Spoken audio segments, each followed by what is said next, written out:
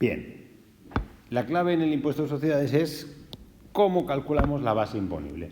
La base imponible, la LIS nos habla de 3 métodos. Uno es el método de estimación directa, otro es el método de estimación objetiva y otro es el método de estimación indirecta. Habitualmente, el que más se usa es el de estimación directa, es decir, que la contabilidad nos calcula un resultado y a partir de ese resultado vamos a calcular cuánto debemos pagar de impuesto de sociedades.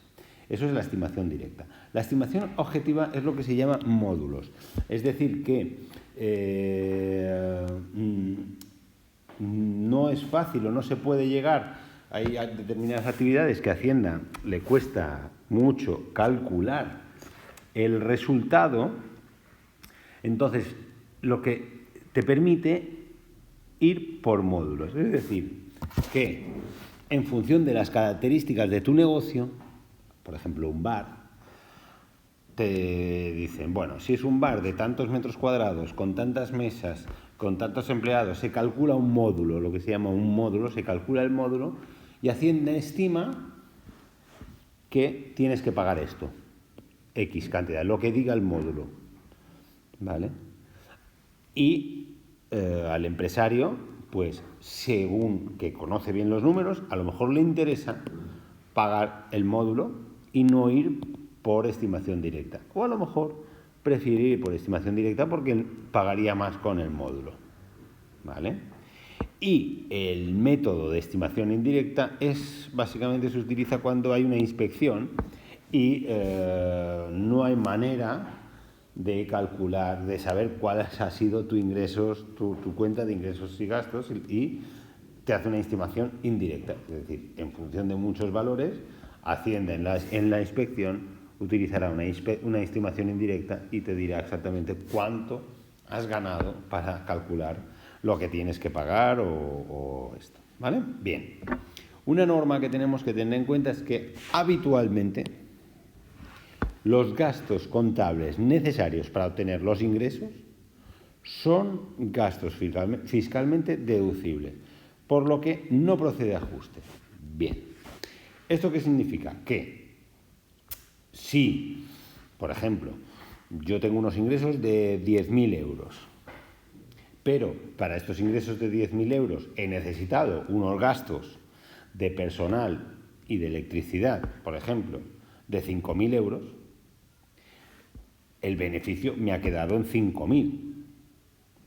Bien, pues estos gastos de 5.000, como son las nóminas de los empleados y la luz, son gastos realmente que yo los necesito para obtener mis ingresos. Sin estos gastos, sin el personal y sin la luz, yo no conseguiría estos ingresos. Entonces, Hacienda me dice, efectivamente, son deducibles, no procede a hacer ningún ajuste. Tú solo pagarás impuestos sobre 5.000 y no sobre los 10.000 de los ingresos. Por eso no procederá a hacer ningún ajuste. Ya veremos cómo funciona el tema de los ajustes. Bien. Cuando el resultado contable es distinto del resultado fiscal, es decir, mi contabilidad me da un resultado, pero según Hacienda el resultado es otro, eso me va a provocar diferencias. ¿Por qué? Porque los dos resultados, el contable y el fiscal, son distintos. Eso me va a generar unas diferencias. Estas diferencias pueden ser permanentes o temporarias. Ahora veremos la diferencia. Bien. Si para calcular nuestro resultado contable hemos utilizado gastos que no son fiscalmente deducibles, como por ejemplo una multa, es decir, yo he tenido durante el ejercicio una multa, la he puesto en mi contabilidad como un gasto, una cuenta 6, pero Hacienda me dice que esa multa no es deducible.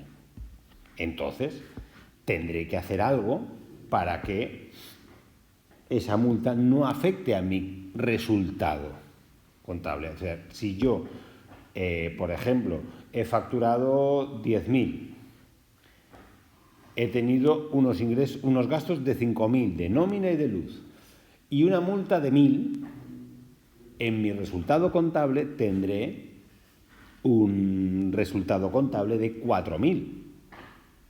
Pero yo no, Hacienda me dice, has tenido un resultado contable de 4.000, pero la multa no es deducible. O sea que para Hacienda has tenido un resultado contable, un resultado fiscal de 5.000.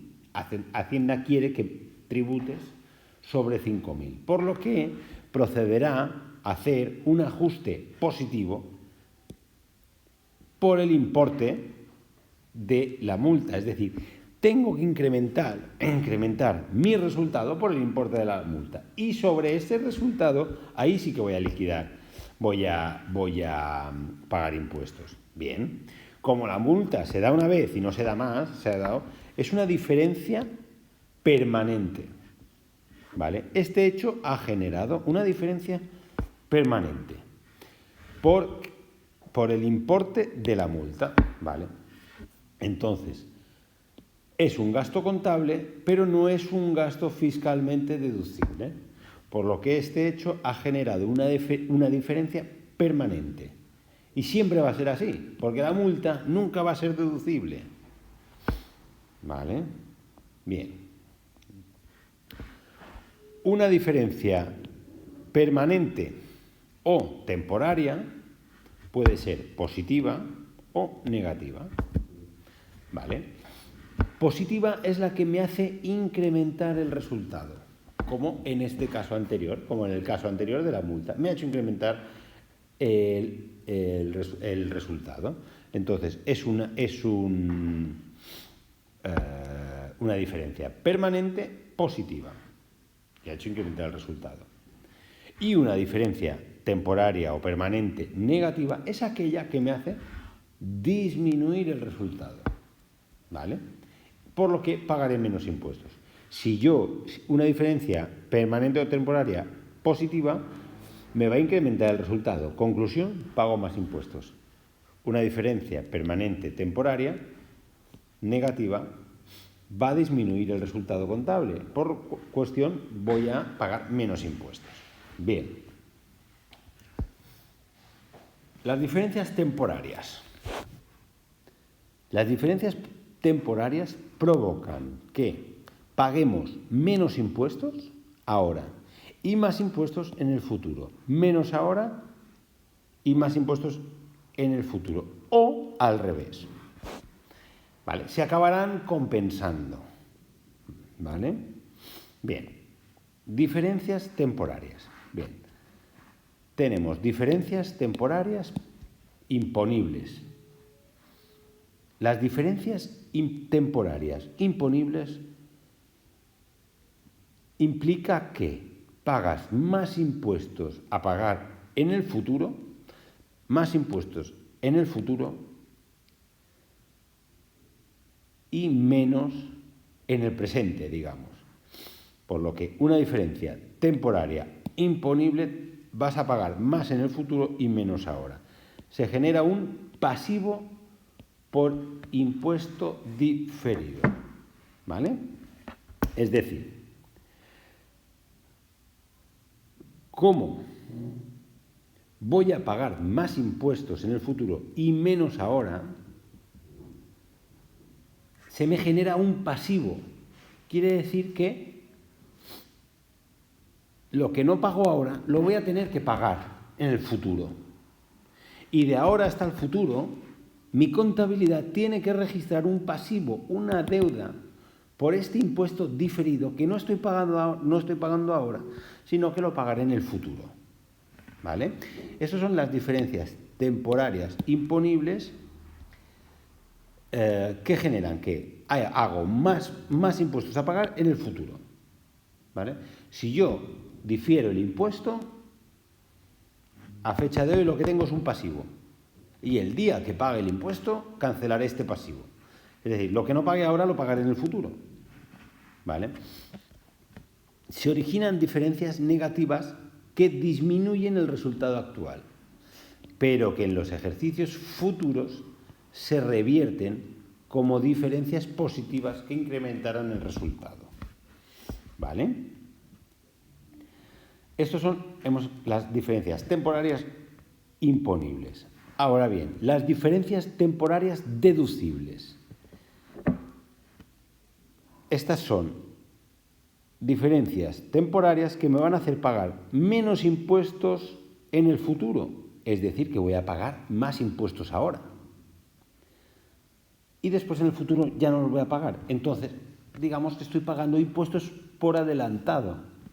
Entonces, se me generará un activo por impuesto diferido, ¿vale? Se originan como diferencias positivas en el resultado y que en ejercicios futuros se revierten como diferencias negativas que disminuirán el resultado. Es decir, que las diferencias temporarias deducibles lo que van a hacer es que se me incremente el resultado ahora y en los ejercicios futuros se revertirán y se disminuirá el resultado.